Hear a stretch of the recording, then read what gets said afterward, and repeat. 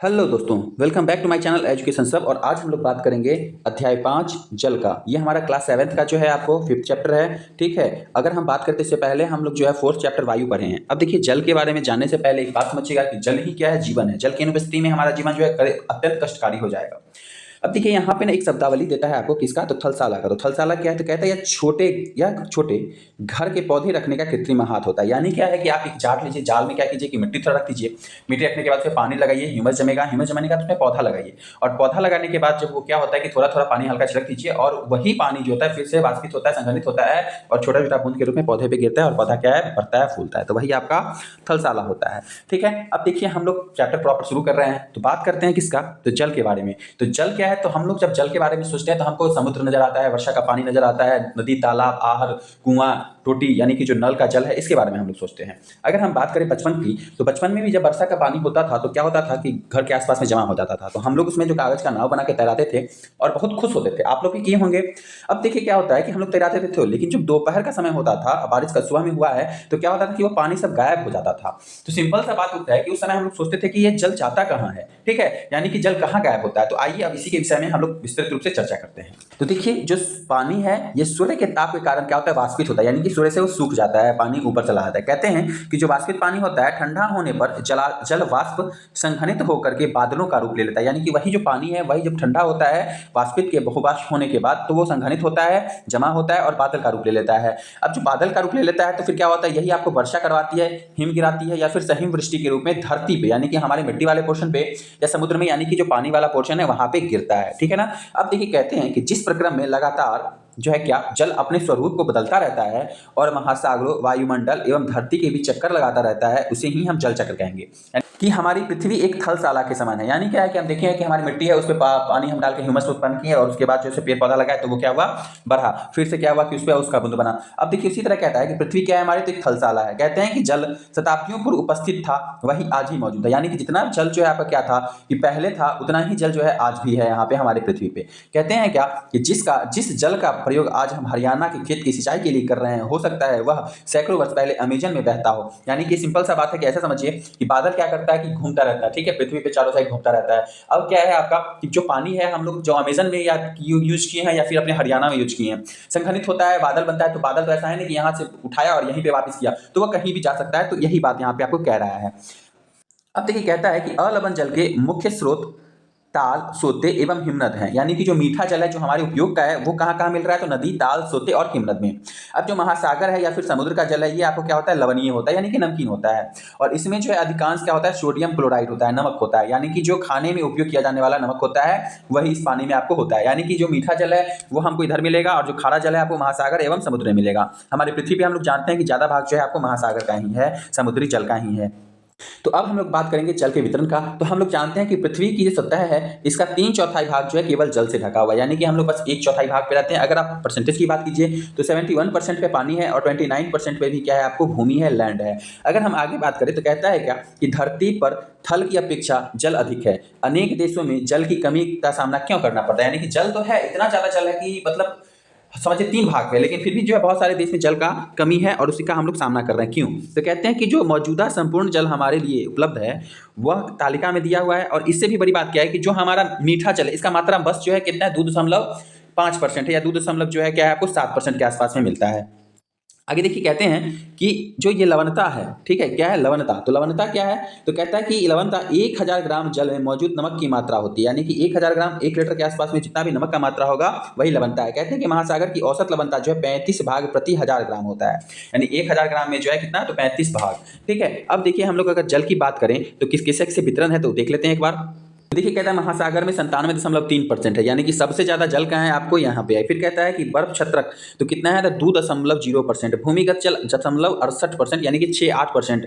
झीलों में जो है अलवण जल यानी मीठा जल 0.009%। नमकीन जलें हैं आपको कितनी, नमकीन झीलें कितनी है, तो 0.09%। वायुमंडल में कितना है, तो 0.001%। और नदियों में कितना है, तो मस्त 0.0001%। और यही टोटल जो है आपको कितना हो जाता है, 100% हो जाता है। तो सबसे ज्यादा पानी कहाँ, तो महासागर में।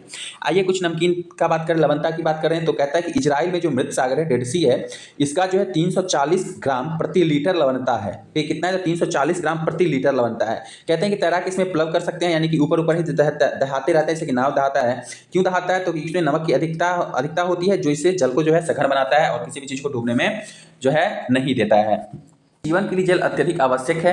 अगर हम प्यासे हों तो केवल जल ही हमारी प्यास बुझा सकता है। यानी कि अगर मान लीजिए आपको प्यास लगा है तो आप कोल्ड ड्रिंक्स पी के या फिर बात कीजिएगा आप चीज़ हम दूध पी ले, हम लस्सी पी ले तो आपका प्यास बुझ जाएगा या पानी का जरूरत जो है सो पूरा हो जाएगा, तो ऐसा बिल्कुल भी नहीं है। कहता है कि आपको ऐसा नहीं लगता कि हमारी लापरवाही जल उपयोग करने में हम बहुमूल्य संसाधन को बर्बाद कर रहे हैं। देखिए, संसाधन कहने का तात्पर्य, जैसा कि हम जानते हैं कि जल जो है क्या है, हमारा नवीकरणीय संसाधन है, लेकिन जो हमारे उपयोग के लिए जल है, मीठा जल है, वो बहुत कम मात्रा में, और उसको हम लोग इतना बर्बाद करेंगे तो क्या होगा कि आने वाले भविष्य में वो इतना मात्रा में उपस्थित नहीं रहेगा, तो हमें बहुत तकलीफ होगा, दर्द होगा। क्यों?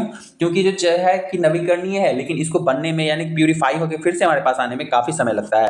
और जल के कारण ही जो है, देखिए अगर हम बात करें बिहार की, तो बिहार में एक सर्वे हुआ था जल का, जिसे पता चला था कि बिहार के पानी में ना आर्सेनिक बहुत है, और आर्सेनिक की मात्रा ज्यादा सेवन करने से क्या होता है, आपको कैंसर होता है। ठीक है, तो चलिए आगे चलते हैं। तो सबसे पहली बात है, कहता है क्या आप जानते हैं क्या? तो 22 मार्च को, ठीक है क्या, तो 22 मार्च को हम लोग विश्व जल दिवस के रूप में मनाते हैं। ठीक है, जब जल संरक्षण की विभिन्न विधियों को प्रबलित किया गया था, यानी कि जल को कैसे बचाना है, कैसे सुरक्षित रखना है, कि इसके जो नियम कानून बने गए थे, तो उसी के उपलक्ष्य में जो है हम लोग 22 मार्च को विश्व जल दिवस के रूप में मनाते हैं। याद रखिएगा, इंपॉर्टेंट हो जाता है।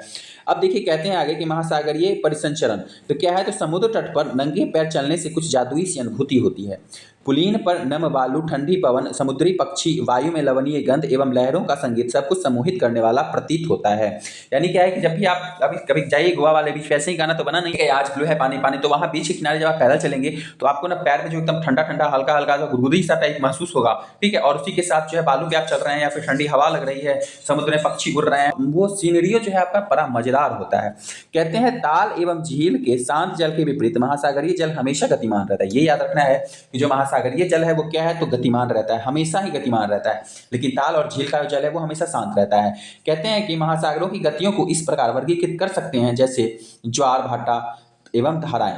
तो जो महासागर का जल है गतिशील है, और इसका जो है हम लोग वर्गीकरण करेंगे 3 पार्ट में। कौन कौन सा था? तरंग, ज्वार भाटा एवं धाराएं। तो चलिए हम लोग एक एक करके इसको डिस्कशन करते हैं। तो सबसे पहली बात आती है कि क्या आप जानते हैं? तो क्या जानना है भाई? तो कहता है जब समुद्र सतह पर पवन बहती है तब तरंगे उत्पन्न होती है, जिससे तेज पवन बहती है तो उतनी ही बड़ी तरंगे होती है। यानी कि देखिए समुद्र का पानी है जो क्या है, आपको चल रहा है, बह रहा है। अब इसमें जितना तेज हवा आएगा, इस क्या होगा कि उतना ही ज्यादा तेज जो है इसका लहर बनेगा, यानी कि तरंग इसके उत्पन्न होगा। यही बात यहाँ पे ये आपको कह रहा है। अब देखिए कहते हैं तरंगे क्या होती हैं? तो समुद्र तट पर गेंद खेलते समय जब गेंद जल में गिर जाता है तो क्या होता है?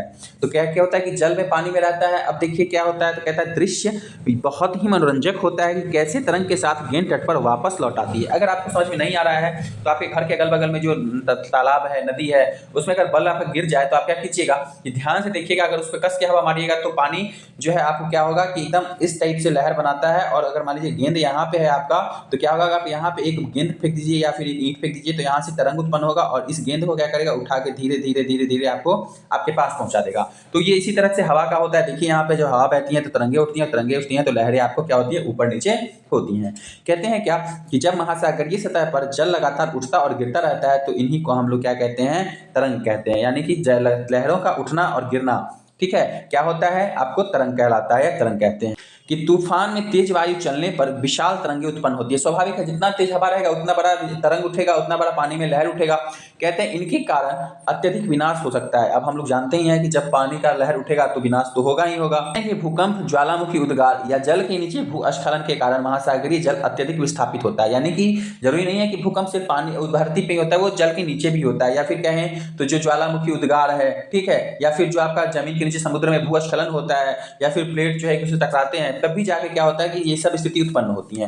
कहें तो जो यहाँ पे है क्या कि इसके ही परिणाम स्वरूप 15 मीटर की ऊंचाई वाली विशाल ज्वारीय तरंग उठ सकती है, जिसे सुनामी कहते हैं। यानी कि 15 मीटर तक जो तरंग उठेगा विशाल, उसे हम क्या कहेंगे, सुनामी कहेंगे। अब देखिए कहता है कि अब तक का सबसे विशाल सुनामी 150 मीटर मापा गया। यानी कि सबसे बड़ा जो सुनामी आया हुआ है वो कितना मीटर, तो 150 मीटर। कहते हैं कि ये तरंग 700 किलोमीटर प्रति घंटे की अधिक गति से चलती है। यानी कि 15 मीटर तक उठा, सबसे ऊंचा मतलब जो 15 मीटर तक उठेगा ज्वारीय तरंग उसे हम लोग सुनामी कहेंगे और सबसे ज़्यादा जो है 150 मीटर आपको मापा जा चुका है। अगर ये तरंग अगर 150 मीटर उठे या कहे कि भयानक होगा तो इस तरंगों की गति जो है 700 किलोमीटर प्रति घंटे से भी अधिक होगा। यानी कि बात कीजिए तो कहता है 2004 के सुनामी में भारत के तटीय क्षेत्रों में अत्यधिक विनाश हुआ था और सुनामी के बाद अंडमान निकोबार द्वीप समूह का में जो इंदिरा पॉइंट है वो हमारा डूब गया। अब देखिए जो इंदिरा पॉइंट है हमारा ये कितना डिग्री पे है तो 6 डिग्री 4-5 मिनट में पड़ता है, आपको याद रखिएगा, और भारत का सबसे दक्षिणतम बिंदु आपका यही है। तो सुनामी क्या है तो आपकी जापानी भाषा का एक शब्द है जिसका अर्थ होता है पोताश्रय तरंगे।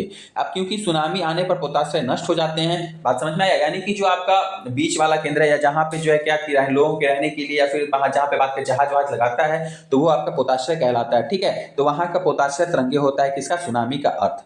अब चलिए हम लोग सुनामी पृथ्वी का तांडव के बारे में थोड़ा सा अध्ययन करते हैं। तो कहते हैं कि 26 दिसंबर 2004 को हिंद महासागर में सुनामी तरंगे अथवा पोताश्रय तरंगे के कारण अधिक विनाश हुआ। 26 दिसंबर 2004 को जो है हिंद महासागर में भयानक तरंग आया था और अंडमान निकोबार द्वीप समूह में जो इंदिरा पॉइंट है वो भी यहाँ पे डूबा। कहते हैं कि ये तरंगे उस भूकंप का परिणाम थी जिसके अधिकेंद्र सुमात्रा के पश्चिम सीमा पर स्थित था। यानी कि 2004 वाला जो भूकंप आया इसका अधिकेंद्र कहाँ था तो आपका सुमात्रा के पश्चिम सीमा पर था।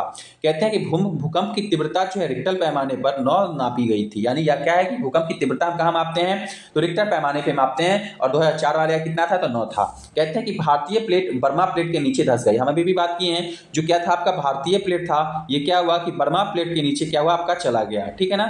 अब देखिए कहते हैं कि आपको आगे कि इस तरह से क्या हुआ, यानी धंसने के कारण जो है तल में अकस्मात गति उत्पन्न हुई और इस कारण भूकंप आया। कहते हैं महासागरित ये तल लगभग 10 से 20 मीटर तक विस्थापित हो गया। यानी कि विस्थापित का मतलब एक जगह से दूसरी जगह। कहते हैं कि नीचे की दिशा में आपको झुक गया, विस्थापित हुआ नीचे की दिशा में। कहते हैं कि विस्थापन के कारण निर्मित अंतराल को भरने के लिए विशाल मात्रा में महासागरीय जल उसी ओर बहने लगा। यानी कि मान लीजिए हम अगर बात करें यहाँ पे कि आपका जो जल है ठीक है, मान लीजिए ऐसे ऐसे बह रहा है। ठीक है, कहीं भी एक जगह पे क्या हुआ आपको कि जल जो है नीचे धंस गया, यहाँ का प्लेट नीचे धंसा। अब नीचे धंसा तो क्या होगा कि पानी का जो मात्रा है आपका, तो जो पानी का मात्रा है आपका ऐसे होगा। अब जब ऐसे होगा तो ये इधर वाला जल है ये सब भी तो इस गैप को भरेगा ना, जहां मिलेगा वहां पे गैप में जाएगा। ठीक है, तो इस जाने के कारण क्या हुआ कि महासागरीय जल उसी ओर बहने लगा। अब कहते हैं फलस्वरूप दक्षिण एवं पूर्वी एशिया के समुद्री तटों से जल हटने लगा। अब जो तट वाला क्षेत्र है यहाँ से इधर आने लगा तो ये हट गया। कहते हैं कि भारतीय प्लेट के बर्मा प्लेट के नीचे चले जाने पर जल वापस तट की ओर लौटा। यह सुनामी लगभग 800 किलोमीटर प्रति घंटे से है जिसकी तुलना व्यावसायिक वायुयान की गति से की जा सकती है। यानी कि एक व्यावसायिक वायुयान जितना स्पीड चलता है उतना स्पीड से इसका रफ्तार था। कहते हैं इसी के परिणाम स्वरूप हिंद महासागर के कुछ द्वीप पूर्णतः डूब गए। भारतीय सीमा का धुर दक्षिणी यानी कि सबसे दक्षिणी बिंदु जो है इंदिरा पॉइंट जो अंडमान निकोबार द्वीप समूह में स्थित था पूरी तरह से आपको क्या हुआ डूब गया। कहते हैं जब सुमात्रा में भूकंप के अधिकेंद्र से तरंगे सुमात्रा की तरफ से अंडमान द्वीप एवं श्रीलंका की ओर बढ़ी तो तरंगों की लंबाई कम हो गई। यानी कि हम लोग जानते हैं कि अधिकेंद्र के बाद जब चारों साइड बढ़ता है तो भूकंप का जो है स्पीड घटने लगता है। कहते हैं जल की गहराई भी कम होने लगी, साथ ही गति जो है 700-900 किलोमीटर प्रति घंटे से 70 से 80 किलोमीटर प्रति घंटे तक रह गया। यानी ये भी कोई कम नहीं होता है, लेकिन 700 तो बहुत ज्यादा हुआ ना, तो उससे कम आके 70 आ गया। कहते हैं कि समुद्र तट से सुनामी तरंगे 3 किलोमीटर की गहराई तक गई जिसके परिणाम स्वरूप 10,000 से अधिक लोगों की मृत्यु हो गई और 1 लाख से अधिक घर जो है आपको प्रभावित हुए। कहते हैं भारत में आंध्र प्रदेश के तटीय प्रदेश जो आंध्र प्रदेश है उसका तटीय क्षेत्र जो है तटीय प्रदेश जो है जैसे कि तमिलनाडु, केरल, पुडुचेरी, अंडमान और निकोबार द्वीप सर्वाधिक जो है आपका प्रभावित हुआ। आंध्र प्रदेश का तटीय क्षेत्र हुआ, तमिलनाडु हुआ, केरल हुआ, जितना भी समुद्र से सटा हुआ तटीय क्षेत्र है हमारा सारा का सारा चला गया। अब देखिए कहते हैं कि पहले भूकंप का अनुमान लगाना संभव नहीं है। हम भूकंप के बारे में अनुमान नहीं लगा सकते हैं कब क्या कैसे आएगा, लेकिन फिर भी बड़ी सुनामी के संकेत 3 घंटे पहले मिल सकते हैं। यानी कि जो बड़ा सुनामी होगा उसका 3 घंटा पहले हम लोगों को अनुभव हो सकता है, संकेत मिल सकता है। फिर कहते हैं कि प्रशांत महासागर में प्राथमिक चेतावनी की ऐसी प्रणालियां क्रियाशील हैं। कहाँ पे तो आपको प्रशांत महासागर में है कि 3 घंटा पहले मिलेगा, लेकिन क्या है हिंद महासागर में ऐसा कोई सुविधा नहीं था। अब कहते हैं कि प्रशांत महासागर की तुलना में हिंद महासागर में सुनामी कभी कभी ही आती है। यानी कि ऐसा नहीं कि हमेशा आता है, कभी कभी शायद जो बहुत दिनों पे एक बार आ गया, यानी कि 30 साल 50 साल 100 साल में एक बार आ गया। ठीक है, लेकिन प्रशांत महासागर में जो है इसे जल्दी जल्दी आता है, तो वहां पे है यहाँ पे नहीं है। तो कहते हैं कि यही भूकंप क्रिया बहुत कम होती है। कहाँ तो आपको हिंद महासागर में क्या है कि भूकंप की क्रिया बहुत कम होती है। देखिए यहाँ पे जो आपको फोटो दिया हुआ है कि देखिए सुनामी से कितना सारा नुकसान हो गया। ठीक है, अब देखिए आगे चल रही, देखिए समुद्र है और इसी का ये सब लहर जो है धीरे धीरे तट पे आता है, फिर इधर जाता है, फिर इधर आता है, फिर इधर जाता है। बड़ा मजेदार लगता है देखने में। कहता है दिसंबर 2004 में जिस सुनामी ने दक्षिण एवं दक्षिण पूर्वी एशियाई के तटों पर तबाही मचाई वह पिछले कई सौ वर्षों में सर्वाधिक विनाशकारी सुनामी था। हम बात करें तो हिंद महासागर में निरीक्षण आरंभिक चेतावनी की प्रणालियां एवं हिंद महासागर के तटीय निवासियों में जागरूकता की कमी के कारण जीवन एवं संपत्ति का अत्यधिक क्षति हुआ था। यानी कि उनके पास चेतना नहीं था, क्योंकि जब सुनामी आया तो क्या हुआ कि तटीय क्षेत्र का जो जल है तेजी से कमी आया, तो लोग क्या किए वहां पे रुक के देखने लगे, अरे वाह ये तो गजब नजारा है, ठीक है। तो वो क्या हुआ कि फिर जो विनाशकारी तंगे उठने लगी। जब तट पर ऐसा हुआ तो लोग ऊंचे स्थान पर न जाकर उस अचंभे को देखने के लिए एकत्र होने लगे, और इसी के फलस्वरूप जब सुनामी की जो विशाल तरंग आई तो बड़ी संख्या में क्या हुआ, उत्सुक खड़े दर्शकों की जो है वहां पे मृत्यु हो जाती है। बात समझ में आया कि यानी कि जब भी समुद्र के किनारे आप जाएं और इस तरह की कोई घटना होती है कि जब समुद्र का पानी अचानक से तट से जो है दूर हटने लगता है, तो आपको क्या करना है, वहां से अपने घर की तरफ भागना है, ना कि क्या करना है समुद्र तट में और घुस जाना है, ठीक है। जाइएगा तो मुंह आके आइएगा, मर के आइएगा।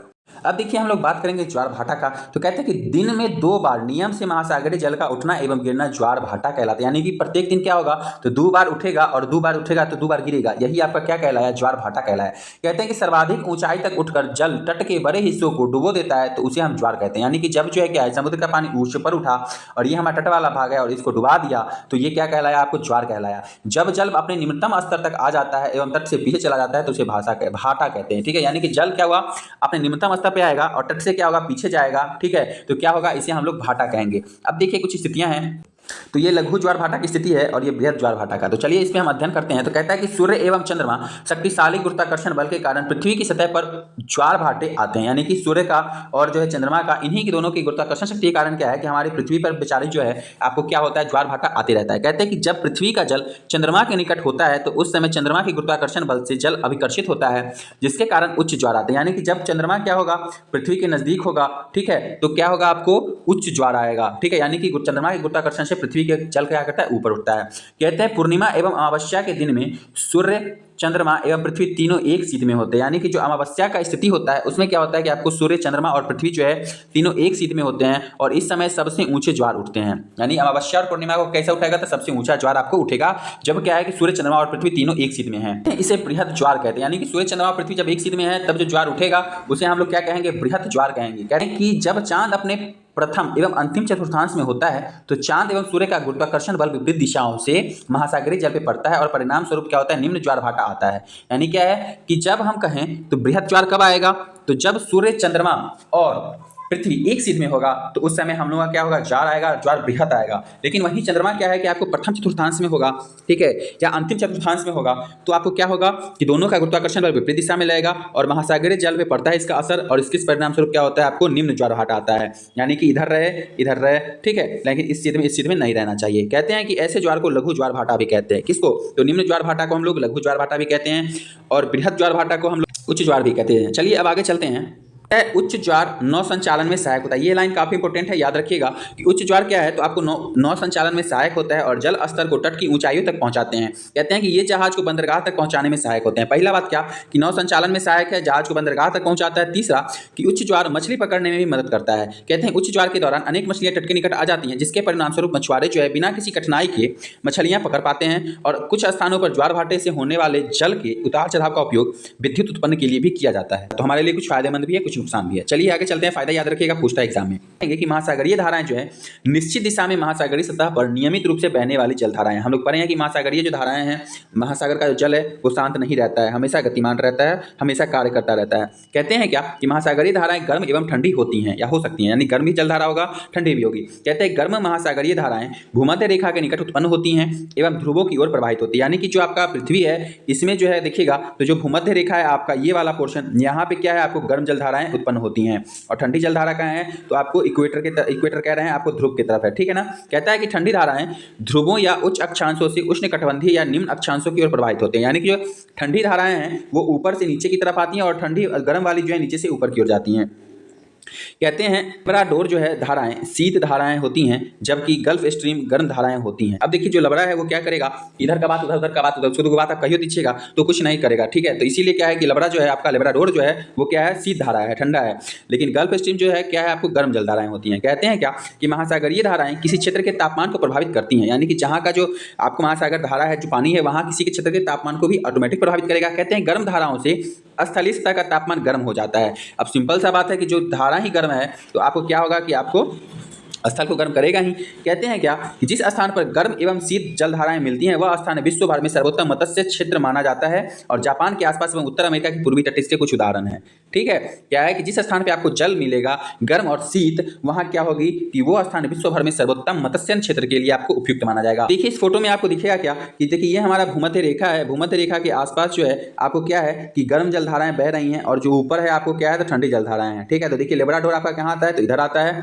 ठीक है, तो लेब्राडोर आपका ठंडा वाला हो जाएगा। ठीक है, अब देखिए यहाँ पे जो दक्षिण महासागर, अटलांटिक महासागर, हिंद महासागर है, तो इस सब तरह की बातें यहाँ पे हैं। ठीक है, तो गर्म जलधाराएं ऊपर जाएंगी और ठंडी जलधाराएं क्या होगा आपका नीचे आएंगी। अब जो जहाँ पे ये लोग मिलेंगे वहाँ पे क्या होगा आपको मत्स्य पालन के लिए सबसे उपयुक्त क्षेत्र माना जाएगा। कहते हैं कि जहां गर्म एवं ठंडी जलधाराएं मिलती हैं वहां कोहरे वाला मौसम बनता है। इसके फलस्वरूप नौ संचालन में बाधा उत्पन्न होती है। यानी कि एक तो आपका फायदा क्या है कि मत्स्य पालन भी है, और दूसरा फायदा नुकसान क्या है आपका कि जहां पे पानी गर्म और ठंडा जमेगा तो वहां पे भाप होगा, भाप समझ लीजिए कुहेसा आएगा, कुहेसा भी जो है क्या है आपको नौ संचालन में बाधा उत्पन्न करता है। तो इस हिसाब से क्या है कि जो हमारा जल है वो हमारे लिए कुछ फायदे भी दे रहे हैं, कुछ नुकसान भी दे रहे हैं। ठीक है, तो इस तरह से हम लोग जल के बारे में इससे पहले वाले ही चैप्टर में अच्छे से पढ़े हैं, 6th क्लास में पढ़े हैं। ठीक है, तो इस चैप्टर को आपको यहीं पे समाप्त होता है। फिर मिलते हैं अगले वीडियो में, तब तक के लिए चैनल को लाइक सब्सक्राइब और शेयर जरूर कर दें। जो लोग सब्सक्राइब किए हुए हैं कृपया चैनल को सपोर्ट करें और से और अधिक शेयर करें जिससे जो है मजा आ जाए। चलिए धन्यवाद, थैंक यू, बाय बाय। फिर मिलते हैं अगले वीडियो में।